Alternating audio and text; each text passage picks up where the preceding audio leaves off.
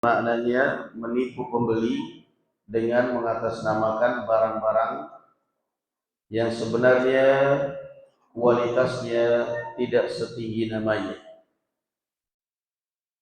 Jadi ternyata sudah ada. Bagaimana namanya supaya bisa terangkat itu barang? Dikasihlah merek misalnya Donini, Gucci,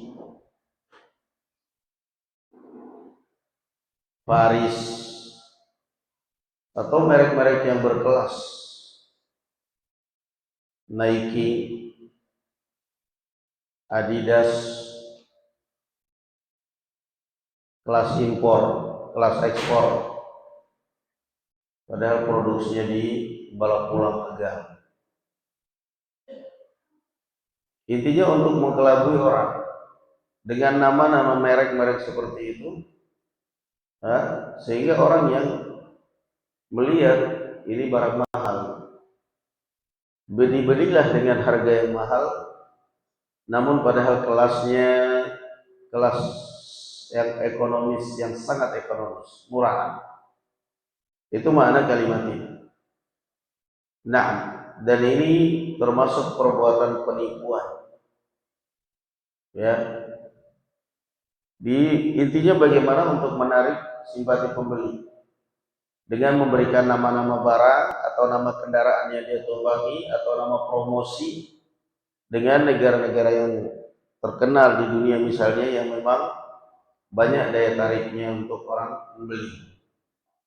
Mereka menamakan ini kudanya kendaraan Khurasan, kendaraan Sijistan, kuda Sijistan, kuda Khurasan, di mana dua negara ini zaman itu adalah yang memang kualitas barangnya. Kualitas barangnya barakallahu fikum. Sehingga orang pun tertarik membeli. Ini baru datang kemarin dari Khurasan. Padahal maksudnya bukan negeri Khurasan, melainkan maksudnya dibawa oleh onta Khurasan. La haula wala quwata illa billah. Dan bentuk-bentuk penipuan seperti ini juga banyak. Trik marketing, DP 0%, dipajang di depan di pinggir jalan, dealer mobil ataupun motor DP 0%. Nanti giliran kamu lewat dan berhenti masuk, oh itu promo bulan kemarin Pak, itu sudah habis, adanya yang ini yang DP-nya sekian, yang ini yang DP-nya sekian. Nah, kalau memang promo bulan kemarin sudah habis, kenapa dipasang di pinggir jalan? Kenapa iklannya masih aja nggak dicopot? Itu kan trik marketing penipuan. Dari jauh terlihat satu KG besar 5.000 rambutan. Dari jauh terlihat satunya besar, KG-nya besar, 5.000-nya besar. Begitu didekatin, dihampirin, di bawah angka 1 ada strap kecil, 2 kecil. Ternyata bukan 1 kg maksudnya, 1/2, 1/2, setengah kilo. Orang kecewa. Dan itu banyak promo-promo yang sebenarnya adalah mengandung unsur penipuan. Ya, mengandung unsur penipuan. Perumahan-perumahan besar, 250 terima kunci. Ya memang terima kunci doang. Perumahan besar. Itulah yang dimaksud dari ucapan Ibrahim An-Nakhai. Mereka memberi nama kendaraan mereka, memberi nama kendaraan yang mengangkut barang-barang dagangan mereka dengan negara-negara tertentu untuk menipu pembeli. Maka di sini memberikan pelajaran kepada kita bahwa berdagang itu bukan monoton yang dipikirkan untung, tetapi yang dipikirkan adalah berkah. Ada orang yang memikirkan untung sampai harus mengurangi timbangan, sampai harus curang dalam timbangan, Tapi kan Allah Azza wa Jalla mengatakan wailul lil mutaffifin. Celaka orang yang mutaffifin, yang curang dalam timbangan. Qala qala Uqbah bin Amir, la yahillu limri'in yabi'u sil'atan ya'lamu anna biha da'an illa akhbarah. Berkata Uqbah bin Amir, tidak halal bagi seorang muslim menjual barang yang jelas dia tahu ada aibnya, kecuali dia menjelaskan aibnya. Dia jelaskan aibnya. Masalah orang mau beli ataupun tidak, daripada kamu dilaknat. Jelaskan kualitas barangnya, jelaskan aib motornya, mobilnya, kekurangannya, Anda mau beli ataupun tidak, yang jelas daripada nanti kamu kecewa dan akhirnya melaknat. Orang kalau kecewa, mesti dia akan doa kejelekan. Enggak ada orang kecewa kemudian mendoakan kebaikan. Ya Allah, ini orang kurang ajar.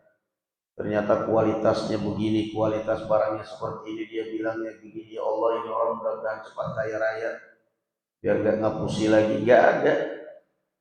Yang ada orang mendoakan mudah-mudahan ini orang celaka, mudah-mudahan ini orang mati, mudah-mudahan ini orang kena gempa, mudah-mudahan orang kena laknat.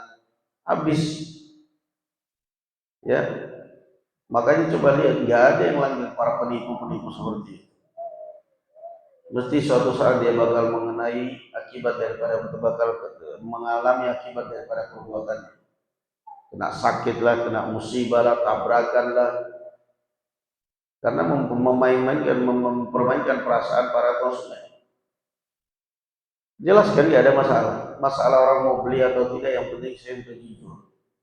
Saya mengharapkan keberkahan dengan jual beli saya. Qala حدثنا سليمان بن حرب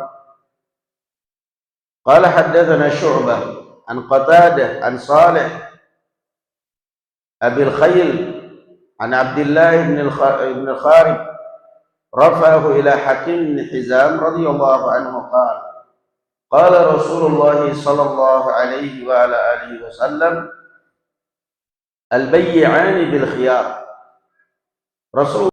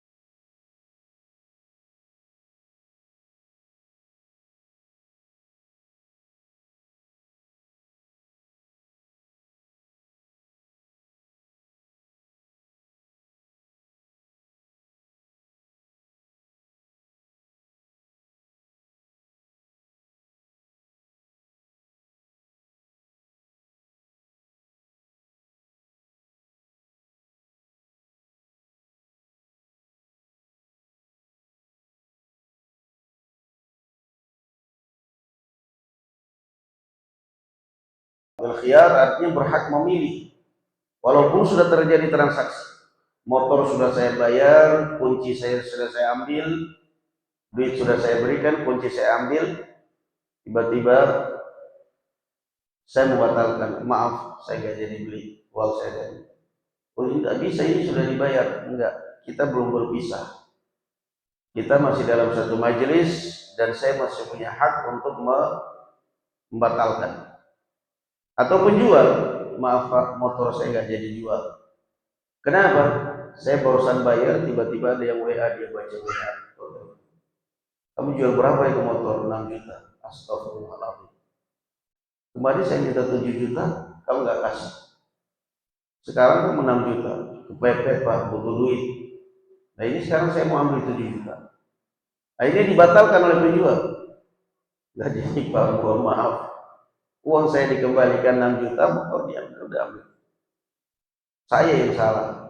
Kenapa saya yang salah? Saya sudah bayar kunci motor sudah saya ambil, masih aja ngobrol. Tapi kalau saya sudah bawa motornya sampai di rumah, atau bahkan sampai di intinya udah keluar dari rumah dia, lalu dia ngejar saya, lalu dia telepon, nggak jadi, nggak bisa, sudah batal haknya kamu, khiyar al-majlis sudah batal. Yang ada setelah kalau khiyarul majlis batal, khiyarul waban, khiyar dia berhak membatalkan karena merasa tertipu ternyata ada aib, itu namanya khiyarul waban. Baru kemarin ada yang kejadian berapa seminggu yang lalu kejadian orang beli tanah, tidak diukur kesepakatan, dia hanya modal-modal percaya kepada yang punya tanah sekian kali sekian, percaya diambil 2 miliar tanah. Tapi begitu sekian lama baru diukur sekian tahun, panggil apa PPN apa itu yang biasa mengukur tanah, dipanggil diukur, ternyata apa namanya dari berkurang dari apa yang disepakati sebelumnya. Ini cuma pede aja, cuma percaya karena teman sendiri. Ternyata begitu diukur lumayan kurang sekian puluh meter tanahnya. Kok bisa ini? Sementara sudah kesepakatan 2 miliar. Sang pembeli kemudian meminta, saya nggak bisa. Setiap tahun ini baru diukur tanah. Dan kesepakatannya pun juga apa namanya karena mereka masing-masing pengusaha punya duit banyak, ya udah nanti. Begitu sudah penjualnya sudah butuh, baru kemudian diukur tanahnya dengan kesepakatan 2M. Yang menjual, yang membeli nggak mau, saya nggak mau. Kecuali kalau dikurangi, kan sudah sepakat. Nggak bisa, karena ini saya percayanya dulu sekian ratus meter, kok ternyata setelah diukur hanya sekian, minta dikurangi 250 juta. Penjual nggak mau, dan nggak mau mengembalikan uang, karena mereka sebelum diukur itu sudah bayar dulu baru panggil. Lalu apa yang orang penjualnya berat, maunya akhirnya tawar menawar, nggak punya hak. Itu dinamakan khiyarul ghaban. Di dalam jual beli dinamakan khiyarul ghaban, berhak pembeli untuk membatalkan. Anda punya hak mau membatalkan, jangankan mengurangi 250. Ternyata penjual nggak mau, Anda batalkan pun punya hak. Karena Anda tertipu berdasarkan data, ternyata hanya sekian meter, ada kekurangan, Anda punya hak membatalkan. Masalah dia kemudian 250, antum dari 2M kurangin 250, dia nggak riba, nggak ada masalah. Paksa dia mengambil 1,75 M. Nah, dia nggak riba, nggak ada masalah. Karena dia di sini adalah ada unsur penipuan, jadi di situ ada dua pilihan. Antum berhak membatalkannya sama sekali tidak melakukan transaksi jual beli, atau antum memaksa dia untuk mengurangi 250, riba ataupun dia tidak riba halal. Karena itu termasuk bai'ul ghaban, khiyar al-ghaban. Nah, pembeli membatalkan karena dia merasa tertipu. Qala hatta yatafarraqa, sampai mereka terpisah. Jadi selama di dalam majelis satu rumah masih ngobrol, sudah transaksi masih ngobrol di rumah, masih berhak itu. Tiba-tiba penjual berkata, saya tidak jadilah, saya kembali aja di motor. Ya sudah, maaf, makanya pisah dulu. Wa in fa in sadaqa wa bayyana burika lahum fi bai'ihima. Wa in katama wa kadzaba muhiqat barakatu bai'ihima. Kalau mereka jujur dan mereka menjelaskan aib barang dagangannya, maka Allah akan memberkahi jual beli mereka. Namun kalau mereka dusta dan menutupi aibnya, akan dihilangkan itu berkah dagangan mereka. Dua, kamu jujur, saya jual handphone. Lecetnya apa? Lecet pemakaian pertama. Yang kedua apa? Kelemahannya seringnya kalau habis kuota nggak bisa aktif internet. Ternyata yang jual orangnya bocor halus misalnya. Dia jelaskan ini, lecet pemakaian, agak lemot, penyimpanan filenya rusak. Terserahlah Anda mau beli itu, pokoknya jelas saya harganya sekian. Mau beli ya silahkan, enggak ya silahkan. Seringnya orang kalau ditanya, ini ada apa, kenapa dijual airnya apa? Ya periksa saja sendirilah. Periksa sendiri bagaimana? Oh saya nggak tahu. Kamu yang pakai yang menjelaskan ke orang. Kamu yang menjelaskan ke orang. Mobil saya ini saya jual karena sasisnya udah kena, karena ini, karena itu, dulu pernah nabrak. Nah, kecuali kalau orang yang beli ini benar jelas orang yang memang main di mobil, yang biasa pemain dia. Apa yang rusak? Nggak usah saya terangkan juga, antum tahu, periksa aja sendiri. Karena ada orang yang memang seperti itu, sampai diketok bodi sedikit aja dia sudah bisa tahu. Nggak usah saya jelaskan juga, kamu tahu sendiri. Kamu lihat aja, kamu ketok, periksa sendiri. Nah, itu jual beli. Al-bay'ani bil khiyar ma lam yatafarraqa. Dan kemarin sudah kita jelaskan bahwa khiyar di dalam jual beli itu ada 3. Khiyarul majlis, khiyarul syurut, khiyarul ghaban. Khiyar itu pilihan. Pilihan ini sudah transaksi. Itu maksudnya pilihan sudah transaksi, sudah terjadi transaksi. Maka saya masih berhak membatalkan atau penjual berhak membatalkan dalam 3 kondisi. Yang pertama khiyarul majlis, selama masih di majelis, selama belum berpisah. Yang kedua khiyarul syurut, yakni khiyarul syurut, pilihan dengan syarat. Saya beli tapi saya minta waktu tolong 3 hari. Saya mau pegang mobilnya, tes driver 3 hari, saya tes, saya pakai. Kalau aman saya lunasi, kalau enggak saya enggak jadi beli, saya minta DP saya. Ada kesepakatan di antara penjual dan pembeli, sudah selesai. Al-muslimun ala syurutihim. Al-muslimun ala syurutihim. Yang ketiga khiyarul ghaban.